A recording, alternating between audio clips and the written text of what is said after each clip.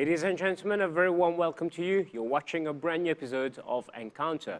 Today, our guest is Marc-Antoine Tschopp. He's originally from Switzerland, but is now a Mauritian. Marc-Antoine specializes in psychology, more precisely in positive energy. Marc-Antoine, very warm welcome to you, and thank you for being here in the studios of the MBC. Thank you, Roshan. I'm very pleased. Marc-Antoine, you specialize in positive energy, but during this recording, we will also be talking about the circle of forgiveness, and we will also be talking about trust, especially at the level of a corporate, but also in the family. Let's start with the first question. What is good positive energy from a psychologist's point of view? So, in the field of psychology, psychology is known usually for people that are not well. And so you go and meet a psychologist because you don't feel well. So that was the story. And for many years, psychologists were used to help people who are not feeling well to become normal. So when I studied psychology, and we were in an amphitheater, we were trained to identify what is normal and how to bring people to normality. Okay. But I had a difficulty. I didn't see people that were not normal. And we were in the amphitheater, and I was looking at my friend, and I said, but who is normal or who is not normal? So are you asking, where do you draw the line? Where do you draw the line of being somebody that is acceptable, that is in the norm? So I had difficulties with it, and that's why I moved away from psychology, went into the business. Then I sold my company when I was 41, but psychology was still in my heart. Okay. At that time, a new field of psychology started. We are in the beginning of, end of 1990s, a field called positive psychology. And that field was interested of people who are, let's say, normal, like you and me. How can we become, how can we thrive, how can we be happy in life? That's the field of positive psychology. Much more interesting. Okay, that's where I entered. And now there is another field of psychology which is called energy psychology, because we see that we are a body of, let's say, bones and meat. Yes. But of course, you know, we are also light body. How do we work on that level? And this is also a field of the psychology that is now new, where we work mostly on energy level. When you ask kids, when they come out of school or out of university, what do they want? It's always the same, money and fame. So then we run in life, achieve something that is called success, money and fame, and then you see people, they are not happy. So with times come another question, which is, what makes you happy? Okay. And I had my own experience was that. I succeeded in life. I'm married, I have children. 2 years later, I was depressed. And I said, I don't understand. I have everything. Everything that is seen from the outside world that you should have. Everything that the business world is asking you to succeed, to have. I tick the box. But not going inside. It's always going outside on the field, in the external world. So after being, you know, when you sell a company, you come to the beach and enjoy life. Yeah. Now stay 2 weeks on the beach. Something happens, huh? You start getting bored. You start to get bored. But what if you do enjoy the small things of life and you enjoy the beach every day? I think that's different, right? You need to learn that.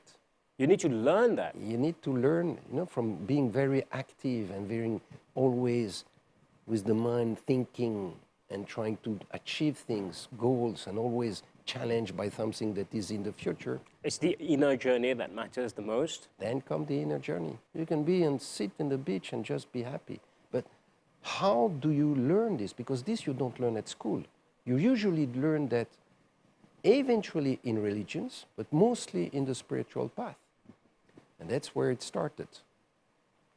So when I say after 2 years I was depressed, then came the question. And then I started my path, meeting people, wise people around the world. I met, I think, a lot of wise people in the East, in the West, in the States, in South America, in India. That's why I told you I have 41 guides. All right. We're talking about truth. We're talking about truth. Trust has to do with it. So those who are really genuine, yes, it's like flowers. I mean, you can take flowers, they are all different, and they are all beautiful. And they all express something from life. So you can connect to those flowers and learn from each flower. What do they teach you? To be pretty. Pretty, okay? They teach you to serve, to be connected to the moon, to the sun, to the moon, to everything. And they give themselves fully. They will die, and we enjoy them. So each guide, each spiritual guide who is really genuine is like a beautiful flower. But then you can have fake flowers, you know, that you can buy and they are not real. It's not the same energy. Well, one thing that I find very interesting is a saying that I recently came across. The river does not drink its own water. The flower does not enjoy its own fragrance and beauty. It's always for others, and we humans can learn a lot from nature. And of course, we will be talking more about this. You mentioned trust and truth earlier. We will come back to this very shortly. But in the meantime, I will invite the viewers to have a look at the following report.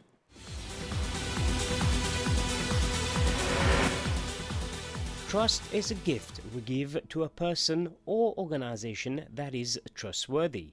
A gift, a rare, valuable, precious gift to be treasured and protected by both the giver and the receiver. Trust is a belief in the reliability, truth, ability, vision, strengths, and assurances of character of a person or organization. There are 5 circles of trust: self, family and personal relationships, organization, market, and society. An individual who has self-trust is one who has high character and high competence, as demonstrated by a healthy balance between self-confidence and self-esteem. The next circle is trust in family and personal relationships. This trust circle encompasses the loyalty, accountability, and love of our families and close relationships.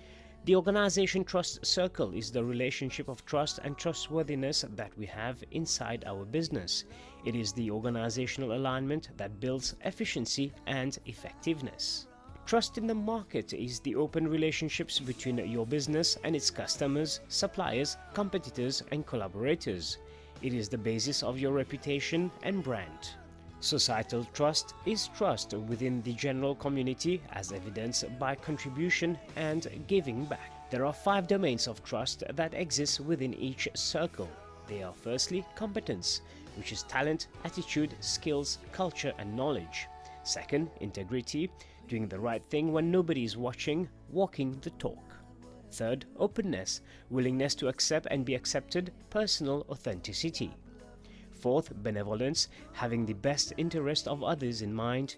And finally, shared vision, individual visions and the vision of the organizations are congruent, vision and action are congruent.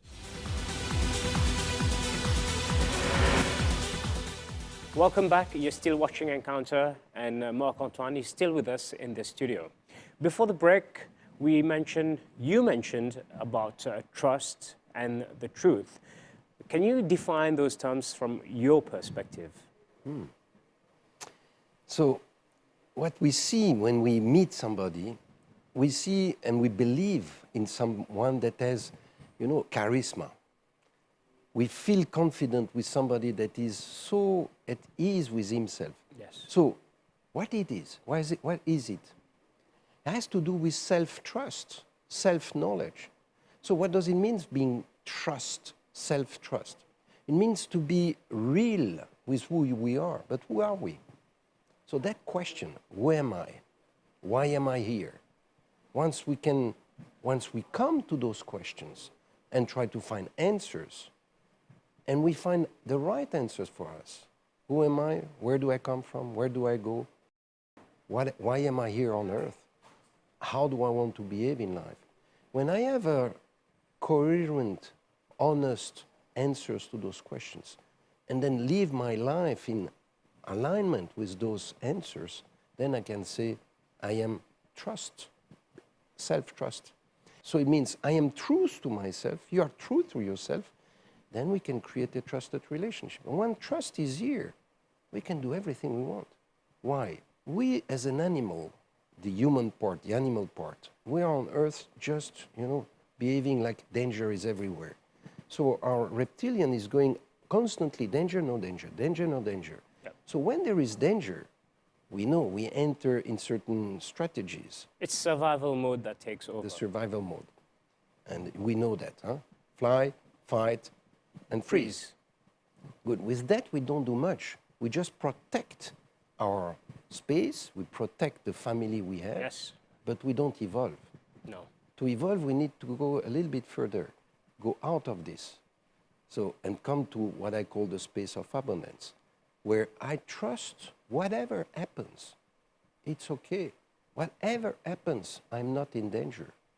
So, but to feel like this means that I encounter and I make peace with any challenges that the outside world gives to me. Okay. Why? Because internally, I'm so calm, so confident. So if I can be like this and help other people to be like this, then we are facing challenges. You see the world today, we are talking about wars, we're talking about medical problems, COVID. And stress, burnout everywhere. Almost everything is a problem nowadays. Exactly. And you see that we need to behave, continue to be calm and face those challenges. All Otherwise, we continue to take what? Medicaments and tension amongst family to come to that space where I can be at trust whatever happens around me. This is very important in the family world, in the business world, especially now with people who are deciding for many other people, governments, big corporations. So if they are not aligned with why they are here, who they are, how they want to behave, the value system, and if in a team of key people at the corporations, the top people, if those people are not really self-trusted and living trust, not behaving out of ego or self-interest, which we see a lot, then we continue to destroy our nature. We continue to destroy the mankind. From what you're saying, it might sound easy, but there's a lot of work to be done on oneself to be able to reach that level of self-trust. So I will have to ask you, what do you do to be able to reach that space of self-trust? First is find that peace inside. How do you find peace? Silence. Where do you get silence? Meditation. All right? So that tool, we need to practice it. Secondly, calming the mind, having the capacity to observe everything that is around us without judging, having this capacity to, not analyze, but intuitive, receive that knowledge that comes from bigger or from the universe and let it flow in us to know how to behave in a certain situation. Who do you trust most? Yourself? It should start with yourself, because the moment you don't trust yourself, you cannot trust anybody. No. So self-trust is important. And we see people that are stressed, depressive, and so on. They don't trust themselves. So many people are lacking self-trust. So it's the first step. That's a bit of self-trust and confidence, self-confidence. Self-confidence, yeah. Okay? Same thing. Then the second layer is, who do you trust next? Who do you trust next? You will probably trust people who also do the same like you and trust themselves. So like to like, I think. Exactly. Okay. But the point is, if you are like me, the animal part of me is at peace. Yes. If you are similar than me, you are not a danger. So people that, first of all, live close to us, the family, the friends, the good friends, that's why we trust them. Okay? Then we have other people, like people that having a role. We hope we trust the banker. We hope we trust the lawyers. We hope we trust the doctors. Okay. Okay? Depending on the role, we give our trust to somebody. And today we see that we take that trust everywhere away. Good. Now, if you travel the world, I'm sure you did, and suddenly you're in a space where you don't know anybody, but you meet a Mauritian, what happens at that moment? Yeah, it warms your heart, and Okay. you probably start speaking Creole. And then, what do you say? What do you talk? You talk about Mauritius, probably, or you speak about your new experiences in the new place.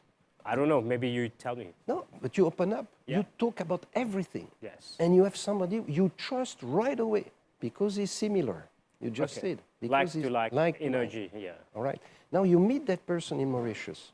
You might just say hello. Yeah. Why? Because he's less similar amongst others that are more similar Okay. once you meet it. So the first level of trust, the animal trust, the first level, there are 5 levels, okay? The first one is animal. Yeah. If you're similar, no danger. Then the second level, again, animal. In tribes, we have what we call alpha men, alpha course. women. Yeah. Those who dare do things that others don't do. The leaders. The natural leaders, but there are very special leaders, okay? Yeah. Because that's what I say. They dare to do things others don't do, don't dare. Like a Trump, like a Stalin, like a Mao, like a Hitler, like a Putin today, or like a Gandhi, or like a Mandela, or like a Mother Teresa. All right. They all are leaders, but some did good things, other less good things. Yes. We will see what happens, okay? But those capacities of being the one that is the alpha, a man or a woman, will give trust. We will trust such people. That's why so many people are voting for Trump as an example, okay? And some don't understand why. But that's another story. So the second level is the alpha, man, woman. The third level, still always animal. That's the blind trust. You have a friend, kind of friend, he has a garage, and you want to repair your car, and what do? You just leave the car and do whatever has to be done. You won't even ask details, or Exactly. you won't even ask the price. Exactly. Yeah. Blind trust. And suddenly, car comes back and it's not well repaired, not prepared properly, and so on. And then you get angry. Why? Because you just gave your trust to somebody because you didn't want to have conflict. Yes. All right? But that trust was not reciprocated, Exactly. unfortunately. Okay. Was not. We just gave blindly our trust. Okay. So those 3 levels of trust is called what? Unconscious or animal trust, or the survival mindset of trust. Then we have 2 other ones. The fourth and fifth one. Yeah, exactly. I want to hear that. The fourth is very simple. Is the one we're gonna give somebody trust because we see how he behaves over the time. And by looking how he behaves, we can see that he's coherent, and also he walks the talk. When he says something, he will do it. So when we see somebody being coherent, so there is no risk, we know how he behaves, and when he says things, he's doing them, then we give our trust. That's typically why we receive responsibilities in a corporations, or that's why typically why somebody comes to you and will give you something as a job because you behave in a certain way. So that level takes time, needs time to observe. So if I am with all those only 4 levels of trust and I behave in life, how am I? I'm constantly with the 3 first, I'm constantly not calm. I'm always watching. On the lookout and watching just in case. You're looking over your shoulders. Exactly, constantly. So that's not what we are talking about, the confidence and the calmness that you have inside. For the 4th level, yes, you do the same and you observe over time. And what do you observe? Is he making a mistake or not? Is he behaving properly or so? Like this, it's not very interesting, to be honest. So there is a 5th level. And the 5th level is I give my trust, but I give it consciously. So whatever happens with the trust I give you, you can do whatever you want. I'm confident. You can misbehave with me, make mistakes, but I continue to I give you my trust. And I give you an example. Today, you are running a show like this. Somebody must trust you. Somebody, you call me and you say, Can you come? I say, yes. But I didn't know what to do. Okay. So what did I do? I'm at ease to give my trust. We had a call yesterday. We tried to understand what was happening, but I say, let's go with the flow. Why? Because whatever happens, I give my trust. I have faith in something bigger, and that something bigger, it's good for me. Yeah. Trust the process. Which process? Process from God or process from man? Everything is a gift in life. Whatever happens, the tough experience, and I meet a lot of people facing tough challenges, that's where they learn the most. And we do the same. So coming back to positive psychology, the psychology that was used in the past where we say, oh, something is not happening good for you, we need to heal you, we need to treat you, because we don't allow the experience, the learning to happen. And we will put people under medication or in a certain place. All right? So the positive psychology will say, no, no, no, great. You are experiencing something. What are you experiencing?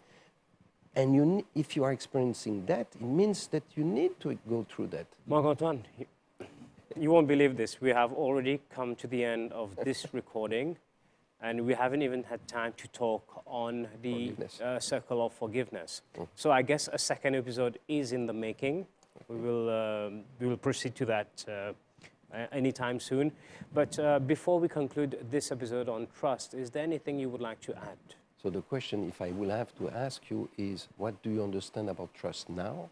What you made me realize is it kind of altered my perspective, is because I choose to give the trust to people, whereas you say you give your trust. But at some levels, I always trust people. They say you're very stupid, Roshan, but I always say, no, I trust everyone until they give me a reason not to trust them anymore. And this is how I live. But even that, it's got some reserves on it, because when you grow and when you go through life, you get hurt. So you build barriers around you. But these were things that we were using when we were growing up. But now we're more aware of what is happening. We know what can happen. People might like you, people might not like you. Circumstances change, but it should not change who you are at the end of the day. This is my take from what you just explained. Perfect. And you say you choose to give your trust. And now if you look at wise, beautiful, spiritual people, Sadhguru, to name one, when you're around those people, every people they meet, every person they meet, they don't judge them, whatever they do. No, no. They continue to love them. They continue to trust them, whatever they have done. So that capacity, yes, because during life we get hurt. Now, how to, from these hurting things, and we'll talk about forgiveness afterward, how do I evolve, free myself, and continue to be that soul, that beautiful soul, that loving soul, that light body, that see only beauty in others, don't judge. For that's the path, that's the evolution we are here.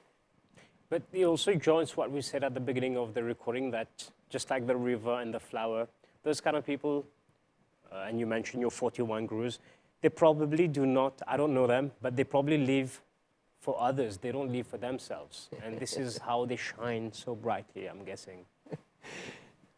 You do yoga, no? We do, yeah. Okay. So what's the meaning of yoga? The word means union. Yes, with the universe. So the moment those people who are enlightened, aware, okay, who awaken, the moment you awaken, you are just, the selfless body. You become oneness. Yes. So the moment you say, I'm here to serve others, no, I'm here to serve life. I am life, you are life. There is no difference. I'm not here to save others. I'm here. I'm being. And with that, whatever happens is serving life. Marc-Antoine, thank you very much for sharing your wisdom on trust and positive, good psychology. We will have a second recording on the circle of forgiveness. So, ladies and gentlemen, please be patient for the next episode.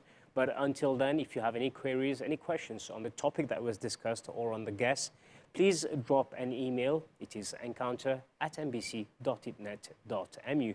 Until the very next program, goodbye.